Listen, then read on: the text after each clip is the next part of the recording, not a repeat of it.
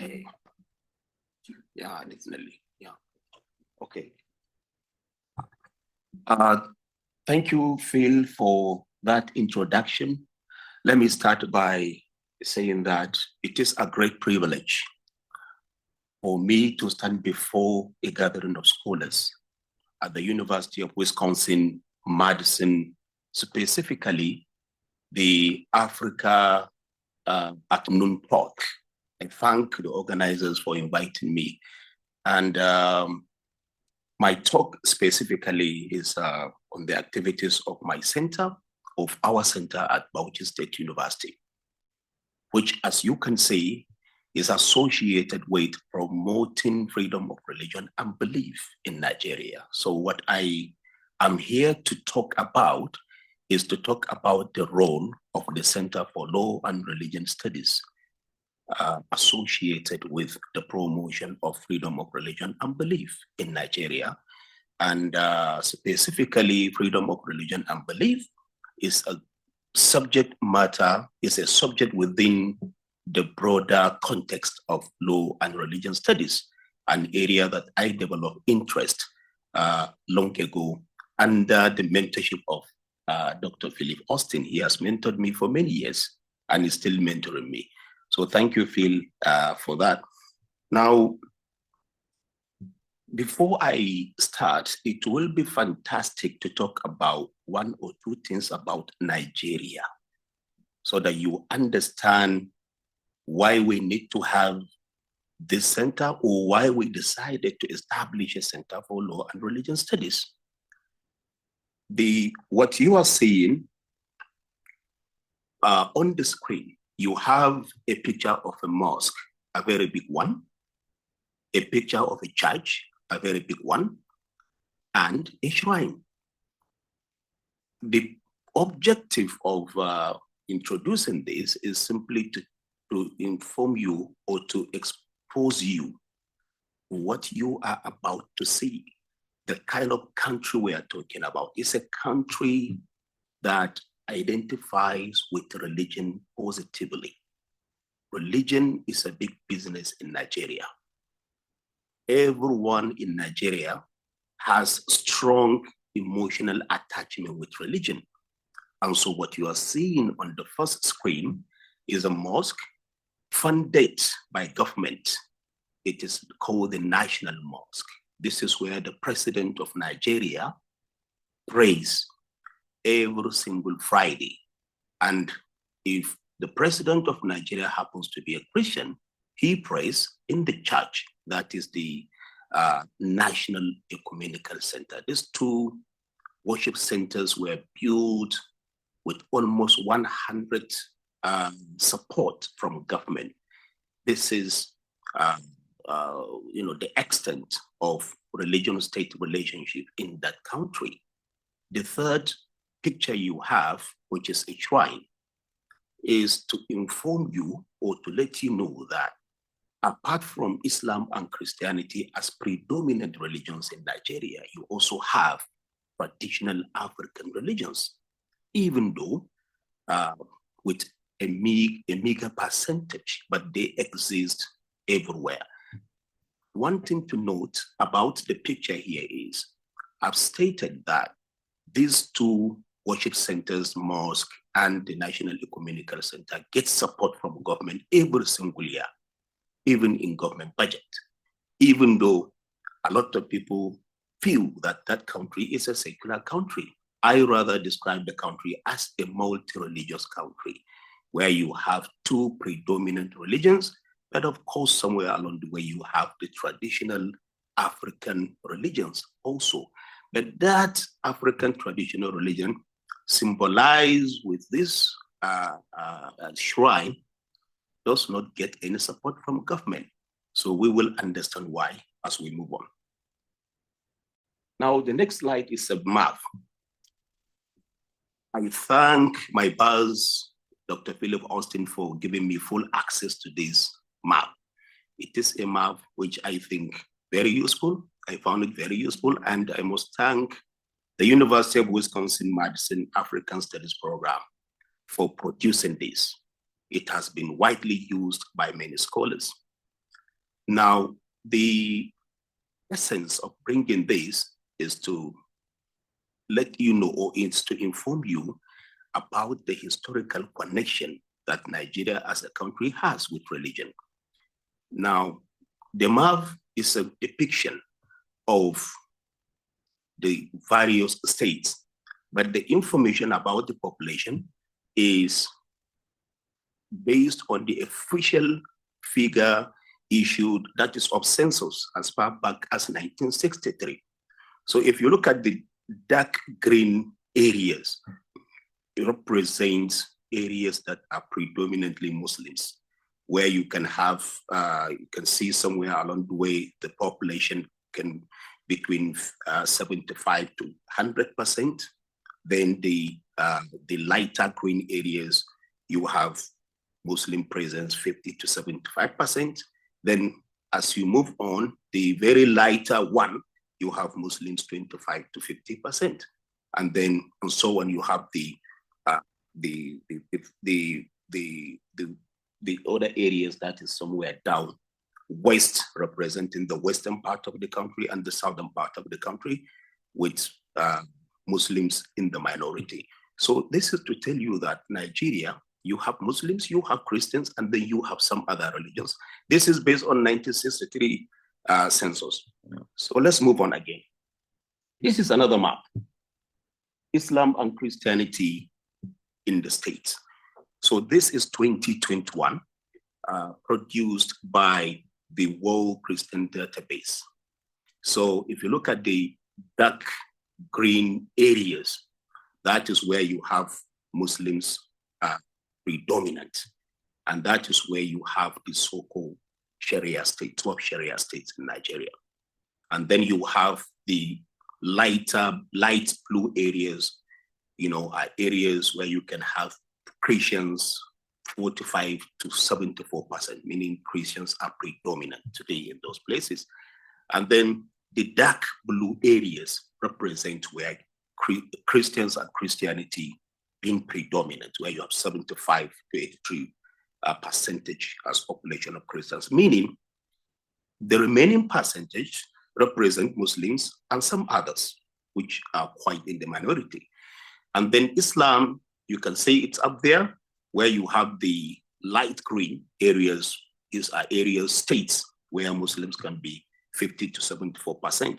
And then as you move further north, where you have the Sharia state, for instance, Muslims are in 75 to 94%. It's not 100%. Still in those areas, you have non-Muslims, especially what we call the indigenous Christians now. These are Hausas, Fulanis, but they are Christians. And they still have or maintain their Christian identity in that region. So next, we can now move into introduction. This country we are talking about, Nigeria, my country, is a country today located in West Africa. It is surrounded by French-speaking countries like Chad Republic, Benin Republic, Niger Republic, and Cameroon. And the population today, even though this is not an official figure, but there are strong grounds to believe that we are heading towards that, about 231 million today. And there is strong indication that by 2050, Nigeria will be somewhere around 300 million. As I'm speaking with us today, Nigeria is the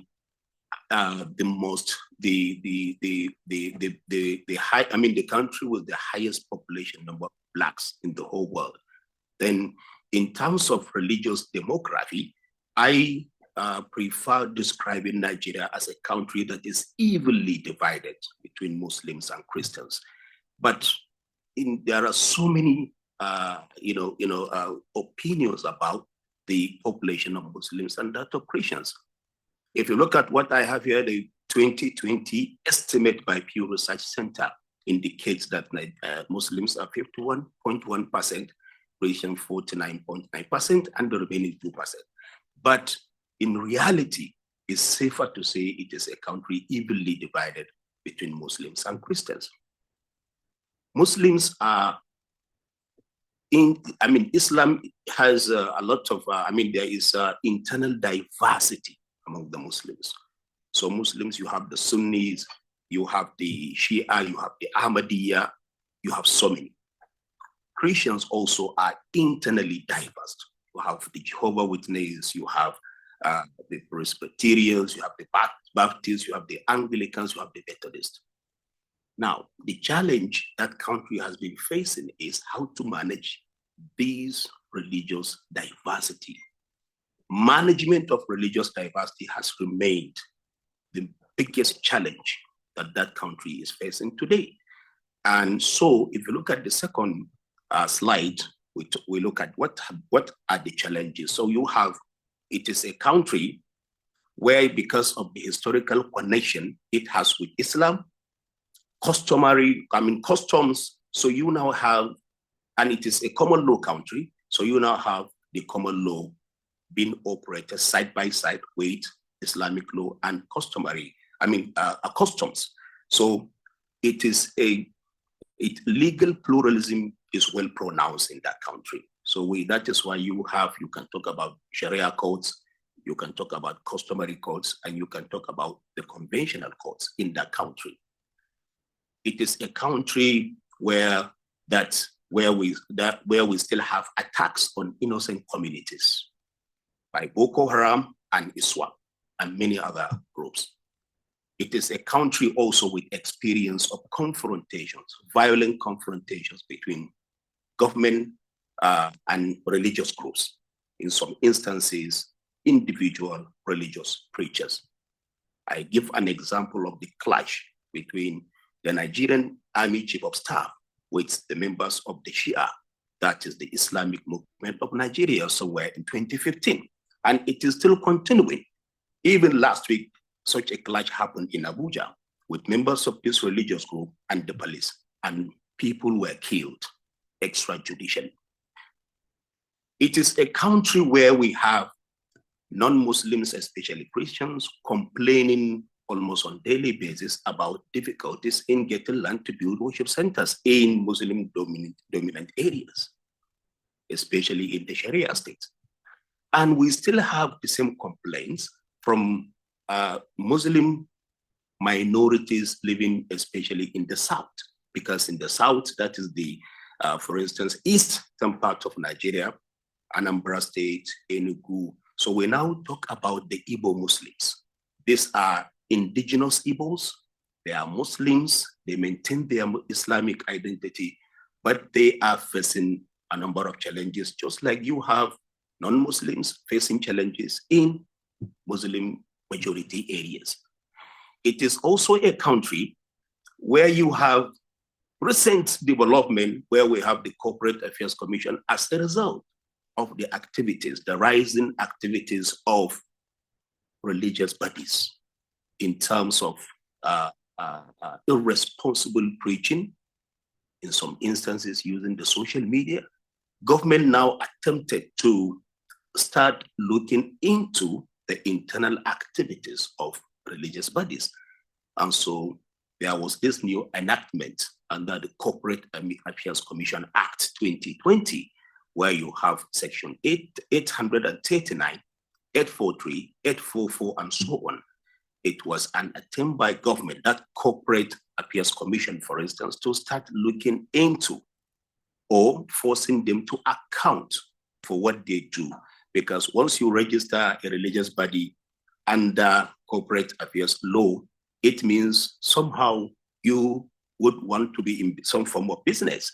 So government now developed this interest, but religious preachers, religious bodies challenge these provisions. As I'm speaking with you today, a federal high court in Abuja nullified these provisions on the basis that the whole provisions contravene freedom of religion and belief. It is also a country where we still have numerous fertile clashes between predominant farmers and predominant Muslim herders, especially in the north central part of the country. with resulting into the deaths of millions of innocent citizens up to today, but it is it is going down now. Then we also have friction in the promotion of interfaith dialogue, because especially in northern part of the country, the whole thing about interfaith dialogue is seriously misunderstood. And so you have religious preachers preaching against it, discouraging Muslims from participating in interfaith dialogue. According to them, it is a contravention of the religion of Islam. So that is also there. Lack of coherent policy on the management of religion by government. The freedom of religion provision in the Constitution, which is under the Chapter 4 of the Constitution of the Federal Republic of Nigeria, which that is it came into that Constitution for the first time in 1960 under the Independent Constitution, 1960. And up to today, it is there. But whether it has really provided protection or supported freedom of religion and belief for all is another thing. It is also a country where irresponsible religious preaching using the social media is still going on, with a lot of violent reactions in some instances, lack of respect for freedom of religion and belief for all at different places, and government inability to manage this diversity. So I will take you to the next slide before I move to the urgency for freedom of religion and belief. Now, social media competition. This is just to emphasize or draw your attention to current development about competition by religious preachers and religious organizations on using the social media platforms. So what you have is a social media presence of some selected Islamic scholars who are prominent.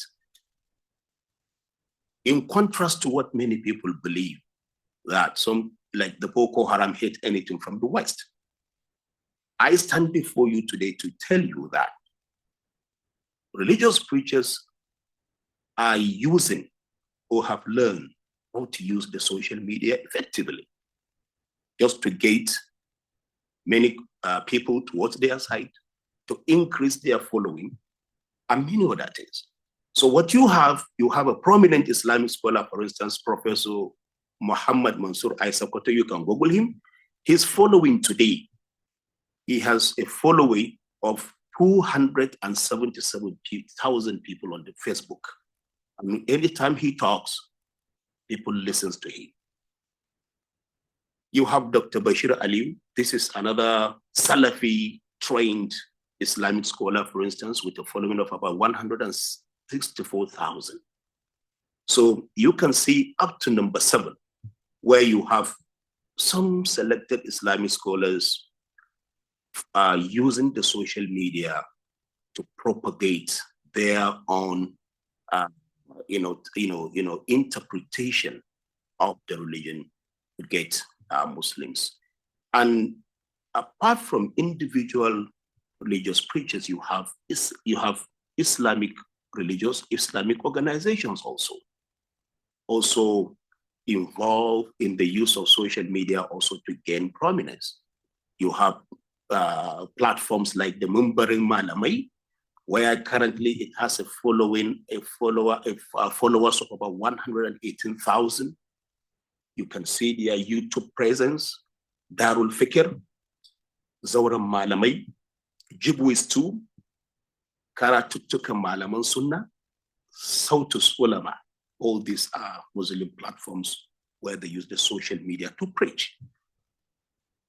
Now, before we move into social media, let me look at by Christian preachers also.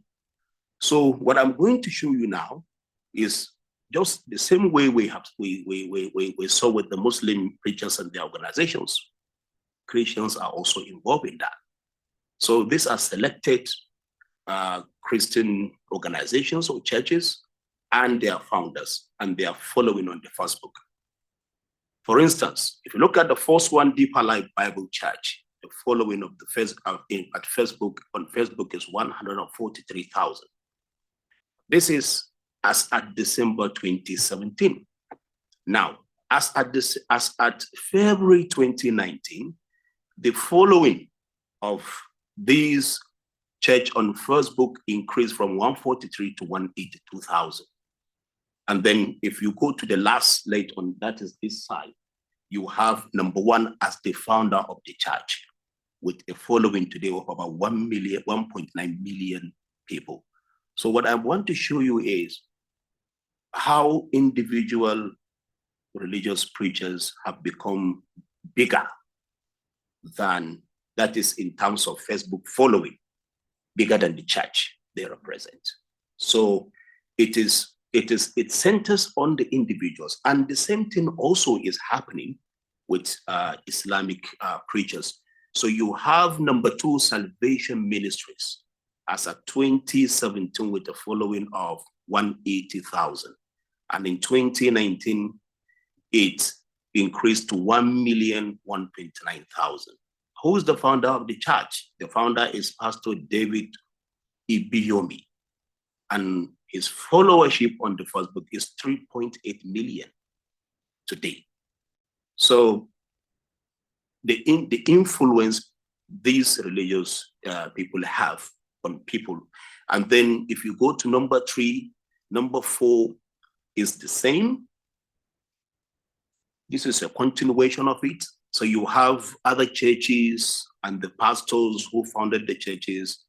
But the whole thing you can say is, look at the last one, that is number 9.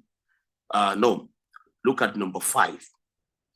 Sorry, look at number 6, please. Number 6, that is Redeemed Christian Church of God. The first book following as at 2017 is 304,000. Increased to 466,000 2019. But today, the founder of the church, his following on the first book is about 10 million. He has the highest number of following on the first book. So let us go back a bit to, let us come back to this. Now, with this background, there is urgent need to promote freedom of religion and belief. It is a good thing that for the first time, religious preachers have understood how to use the social media. That has really is reducing violent conflict in some way, because for the first time, especially among the Muslims now, you have social media platforms that is even promoting debate among different religious, different Islamic scholars. Even yesterday, there was a debate, a very big one, on a social media platform called the Qibla FM, run by a Ghanaian. A debate between somebody who believes that Quran is the ultimate source of Islamic law, and another one who believes Quran and Sunnah and the opinions of Islamic scholars are the sources of Islamic law. In the past, it is difficult to do that, but people have begun to use the social media at least to exchange opinions, which I think is good. But the whole information I have provided, the background, suggests that there is need, an urgent need indeed, to promote freedom of religion and belief, so that we have a stable country, so that we have development and other stuff like that. Why? The essence of promoting freedom of religion and belief is to foster social cohesion and peace, to enable diverse religious communities to coexist peacefully, is to enhance national security, strengthen democratic governance, boost economic growth, promote interfaith dialogue, protect Nigeria's rich cultural diversity by allowing people to practice and preserve their traditions, build Nigeria's international image and ensure legal and constitutional compliance. Now, we can now come to the second one. This other one. What is the effect, or what are the effects of irresponsible use of the social media? The only research I have found is a qualitative research that focuses on Muslim religious preachers in Yoruba. And the finding in that research are as follows, based on criteria number one: misinformation, hate speech, name calling, condemnation, declaring fellow Muslims as unbelievers. So it is a research that involved respondents, about 450, out of which only 415 responded to the questions.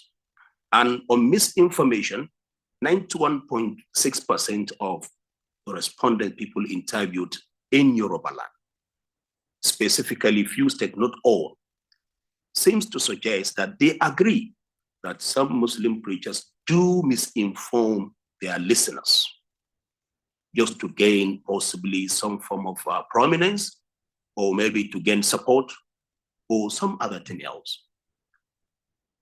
93% believe that such Islamic scholars preaching under this research done, they engage in some form of hate speech. Name calling, 88%. Condemnation of Muslims. They are not condemning non-Muslims, but condemning Muslims possibly who differed with them in their understanding of the religion. So 88% of respondents interviewed believe that such religious preachers do condemn other Muslims based on some form of differences. Excommunication, that is declaring fellow Muslims as unbelievers. So this is a research done by somebody. Now, what is the effect?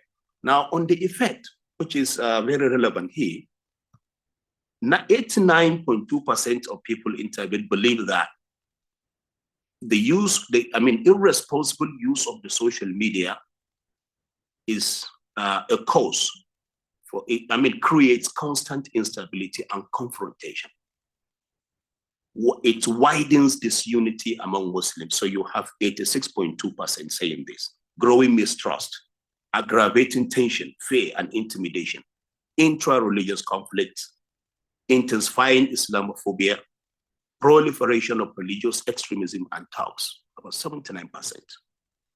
So let's go to the role of our Center for Law. So with this background in mind, you will now understand possibly reasons for the establishment of the center. We established this Center for Law and Religion Studies. It was inaugurated specifically January 2023.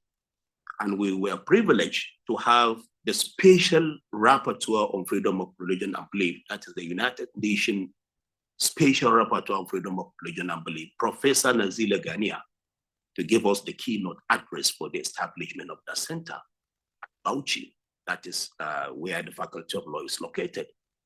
Our vision or mission, why we established the center, was simply to promote research in law and religion studies and FoRB inclusive, expand the network of scholars in the field, educate and train people on law and religion, including FoRB, promote religious liberty and its application in that country, train and support interdisciplinary research on freedom of religion and belief in that country. I would like to inform you that that center is the first in the whole of northern Nigeria today, and it is the only one now. We are looking forward to establishing more or supporting the establishment of more centers. It is also the only center that accommodates or that has done research so far on law and religion in that country. We are just growing. We are just growing. Now, our strategic focus we have developed a strategy to focus more on advocacy, education, and training. So far, as you are coming to see, we have gotten support first to establish the center from the Norwegian Center for Human Rights, the University of Oslo. In addition, we got funding from them to conduct capacity building workshops for civil servants, 20 per year, beginning from 2020 up to 2023, online. And with that, today, I stand before you to say that we have trained at least civil servants, not just from Bauchi, but from different states in Nigeria. We have, that is for 3 years, we have trained 60 now. We have trained 60. And in terms of education, as you are coming to see, that is also our strategic focus. I'm going in the next slide, you will see what we have done on that. And then training, I have told you one. And recently, we organized the first and only seminar to train faculty of law deans in the whole of Nigeria with support from BYU. And we have done that. So that is part of education. I'm coming to talk about that. Then our position in addressing freedom of religion and belief in Nigeria is practical. We want to do practical things. And to do it, to make it practical, then you have to engage in policy-oriented research. And that is what we have done. All our researches, all our trainings focus on policy-oriented stuff so that we get results, so that it becomes useful to government. Now let's move to the next slide, sorry. Okay. Now in this slide, this is part of what we have done. Under the new curriculum in Nigerian universities, that is the CCMAS, Core Curriculum Minimum Academic Standard, which became operational 1st September 2023. We have my university, our faculty specifically, we have developed a course on law and religion for undergraduate students, so that we start training people to understand the importance of freedom of religion and belief for all, right from the beginning. We have developed a curriculum also, which is under review now, to do an LLM program on law and religion studies. We have also developed specialized short courses to promote on freedom of religion and belief, so that we can develop the capacity of people, especially working with non-governmental organizations, people interested, and then government officials specifically, who are always saddled with the responsibility of taking decisions on possibly applications from religious organizations to do one form of religious activity or the other. So we have done that. And then recently, apart from the seminar I have told you about, which we organized for deans of faculties of law in Nigeria, about 110 of them, with full funding from Brigham Young University. And it is now a long-term project, and we are moving into the second stage to do a train-the-trainer for the deans of law in faculties of law in Nigeria, and the whole objective is to get everyone trained. It is interdisciplinary in approach, not just meant for lawyers. We have people from the Department of Religious Studies, also have people from political science, people from sociology, people even from economics and psychology. So it is interdisciplinary. Now, academic fellowship program. We have gotten a second funding from the University of Oslo to do an academic fellowship program where we train 15 academics selected from different universities, 15 of them every year. So that funding is about $60,000 to spend $20,000 every year. So we have just finished training the first set of 15 academics drawn from Bauchi State University, University of Jos, Kaduna State University, and Federal University Kashiri. And we are hoping to involve more and more people from different universities in Nigeria.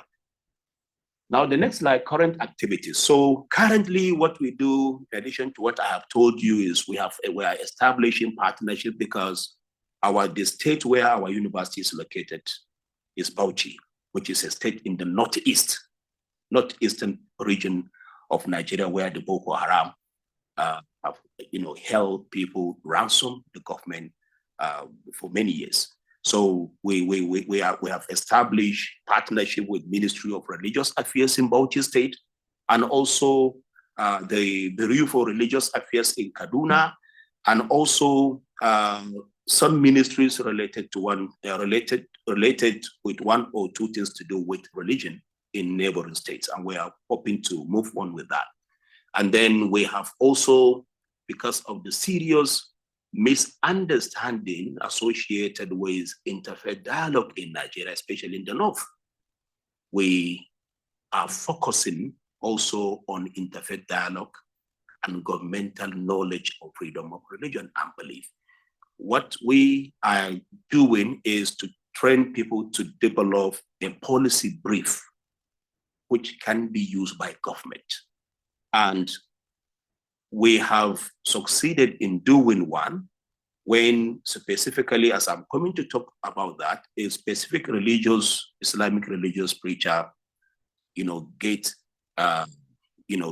had problem with the government of Bauchi State that led to him running away to leave the state because government was looking for him.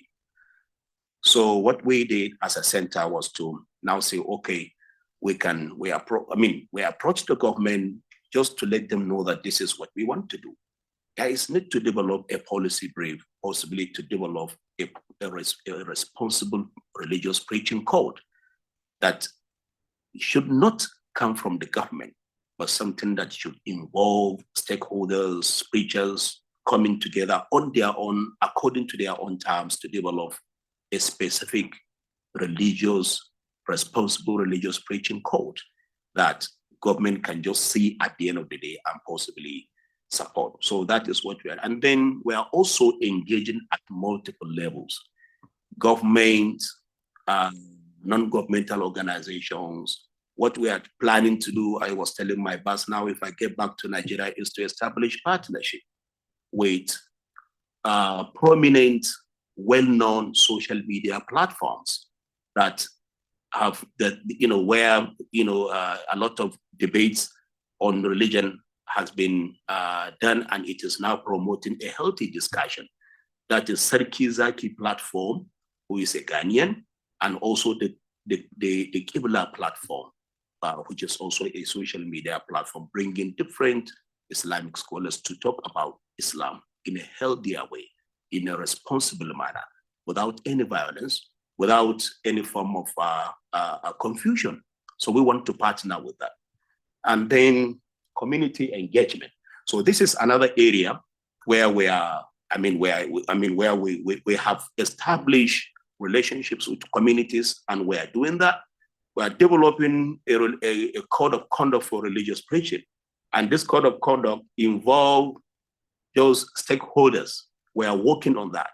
We have to get all of them, starting maybe with few, convince them about the idea, and then we'll move on. Possibly it will end up in an excellent giving us a responsible religious preaching code that can be acceptable to all. Guidelines for social media use in religious messaging. This is part of what we want to do. Of course, and our approach is bottom-up approach. That is using the people involved so that we respect freedom of religion and belief. Now, what you have at the last in the cases between government and some preachers, we have a record of some religious preachers, getting into trouble with government. And in most instances, even though there are preaching codes developed by some of the states, the preaching codes have never been implemented to control or bring the religious preachers to order. What you find in most instances is a violation of their right to engage in religious persuasion. So we have example of Sheikh Abdulaziz Dosan Tensho of Bauchi State is one of the most recent cases.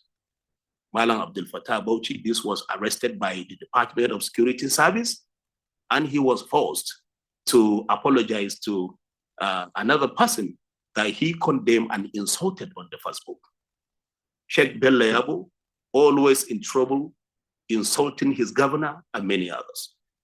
Sheikh Abdul Jabbar Nasur Kabara, currently in a jail term as a result on allegation of insulting Prophet Muhammad sallallahu alaihi wasallam.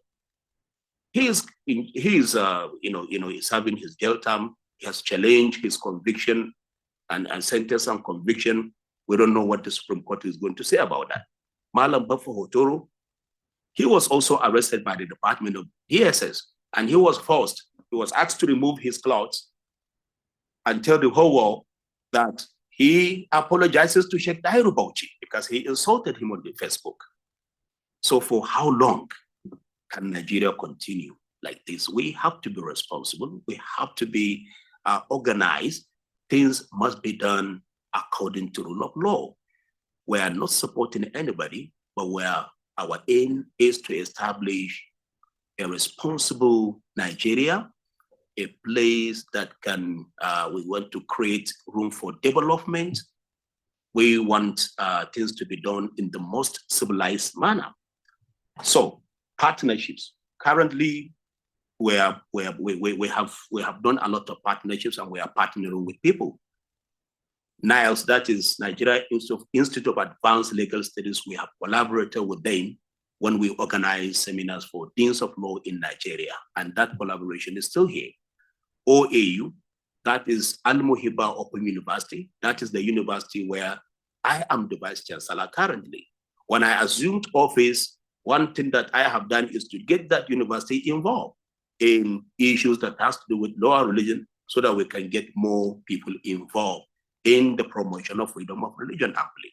Then BYU, Brigham Young University, we're relating with them. They have supported us, and currently they have given us 4 slots to nominate people to participate in their fellowship program at Oxford University, beginning from 2025 on religion and rule of law. And they have also promised to support our project designed to train deans of law, at least in Nigeria. And we are also in collaboration with the Norwegian Center for Human Rights, University of Oslo, under the Oslo Coalition on Freedom of Religion and Belief. Yesterday, I signed my contract with them with the support of my boss. That is to pay me for the last project we did. And that project is still continuing. My boss helped me to print it, I signed it, and then we send it to them. So, and then recently we had a recognition from Notre Dame University, and that was really encouraging to us, because Notre Dame College of Law decided on their own to award a prize to this United Nations Special Rapporteur on Freedom of Religion and Belief, that is Professor Nazila Gania, for her work on religious liberty. Unfortunately, that award comes with a cash prize of $10,000. So after accepting the award, Professor Nazila Gania told the whole world that she is donating this whole $10,000 to Bauchi State Center for Law and Religion. And we found that very rewarding, very encouraging. As I'm speaking with you now, that money is in our account at Bauchi State University. So, and then research and advocacy initiatives. We are encouraging research on interfaith communication and FoRB awareness in Nigeria. And our plan is to expand to Africa to get more people involved.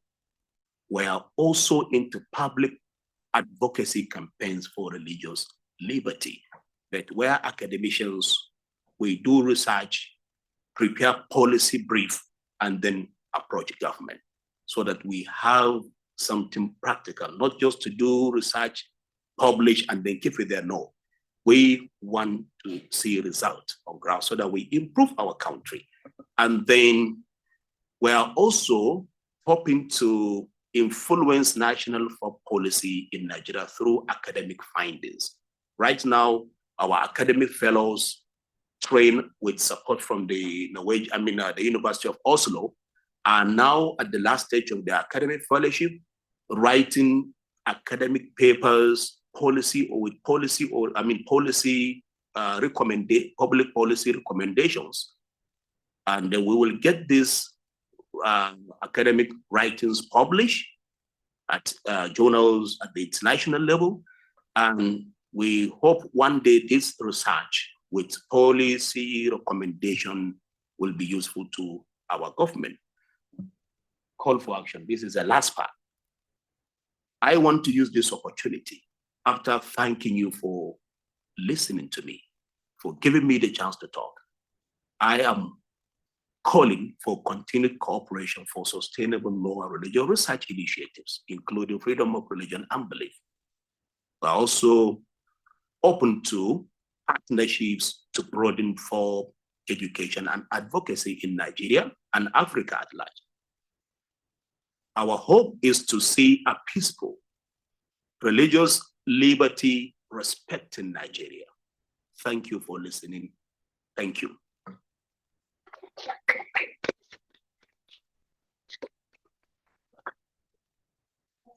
Thank you for sharing your presentation and your important work.